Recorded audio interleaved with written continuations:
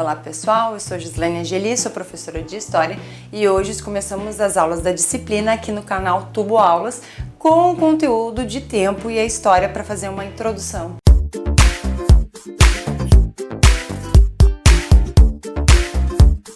Para o estudo da história é interessante a gente entender como se faz a contagem do tempo.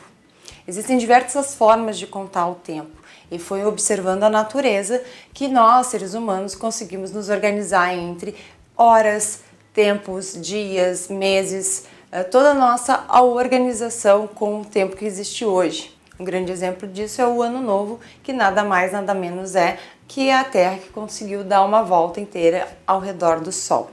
Mas nem todo mundo conta o tempo da mesma forma. Nós aqui no Brasil utilizamos o calendário cristão para isso. Ele, na realidade, é usado em quase todos os países do mundo, com exceção da China, Arábia Saudita e em alguns poucos outros, tá? Mas como é o calendário cristão? Bom, para começar, o marco inicial desse calendário é o ano de nascimento de Cristo, o ano 1.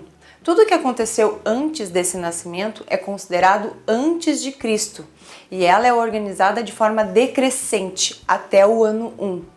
Tudo que acontece posterior a isso é considerado depois de Cristo e é contado de ordem crescente. Usamos a sigla então AC para determinar tudo que aconteceu antes do nascimento de Cristo e DC para identificar o que acontece depois do nascimento de Cristo. Vocês podem notar que nos livros a gente sempre usa a sigla AC, tá? Ela é muito importante porque ela vai determinar que isso aconteceu antes e a gente vai conseguir se localizar no tempo. Geralmente, quando é DC, depois de Cristo, a gente não usa muito, tá? Porque já se subentende que nós estamos falando do período atual, do período depois de Cristo. Como no calendário começamos no ano 1, toda a contagem de tempo também inicia nesse número 1, a gente nunca considera o zero. Então quando a gente vai fazer as contagens de década, século e milênio, a gente sempre tem que ter na nossa mente, na nossa cabeça, que nós começamos a contar pelo número 1. Décadas são um período de 10 anos, então a gente começa no ano 1 e vai até o 10, começando uma outra década no ano 11 até 20 e assim sucessivamente. Quando nós falamos de século, são 100 anos e começa no ano 1 e vai até 100, começando um novo século no ano 101 e assim por diante. O milênio segue a mesma lógica, só que ele trabalha com um período de 1000 anos, ou seja, começa no ano 1 até o ano 1000 e troca o milênio assim no 1001 e assim por diante, certo? Então, quando a gente faz as contagens dos séculos, que é muito importante, porque a gente, quando vai fazer o estudo da história, a gente trabalha muito com os séculos, é interessante a gente saber que todo século começa no ano 1 e vai até o ano 100. Por exemplo, se eu estou falando de algum outro século mais à frente, o século XV, por exemplo, eu estou falando do período que inicia em 1401 e vai até 1500. Porque o nosso calendário começou no ano 1. Então a gente tem que levar isso em consideração.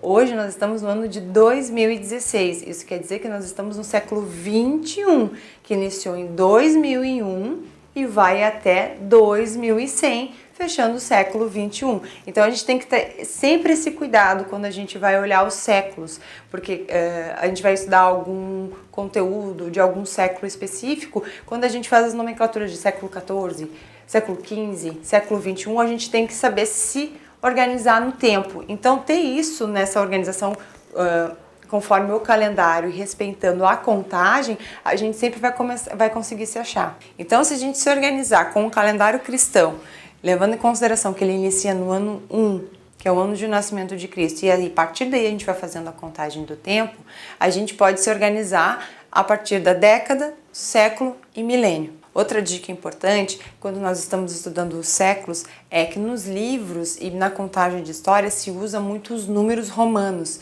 Então é interessante a gente também saber os números romanos para a gente não se confundir na hora de saber qual é o século que se está falando, porque a gente pode errar o que a gente está trabalhando e o século por simplesmente não saber os números romanos. Então aqui na tela eu vou colocar os números romanos na organização dos séculos de 1 a 21 e você dá uma paradinha, dá uma olhada, dá uma estudada nisso busca outras fontes para também para trabalhar essa questão dos números romanos, porque isso muitas vezes atrapalha muitas pessoas na identificação da questão ou no estudo da história, tá, pessoal? A periodização da história que eu vou apresentar para vocês, ela foi criada pelos historiadores europeus. Isso não quer dizer que ela é a única ou ela é a correta. Ela é uma das formas mais utilizadas para fazer o estudo da história pelos tempos de organização com cada característica de cada tempo. É a forma como eu vou apresentar os conteúdos para vocês aqui no canal, tá? Então era isso, pessoal. Falamos um pouco sobre a questão do tempo na história, do calendário cristão, a periodização da história, e a partir de agora a gente vai começar a trabalhar esses períodos, cada um com cada uma das suas características nas próximas aulas. Espero que tenha ajudado vocês, espero que vocês tenham gostado, espero que tenha sido proveitoso para o início dos estudos de vocês, tá? Não fiquem só no vídeo, busquem outras alternativas, deixem mensagens que a gente tenta melhorar os próximos vídeos ou tentar colocar mais informações para vocês, tá, pessoal? Beijos, até a próxima videoaula, até mais, tchau!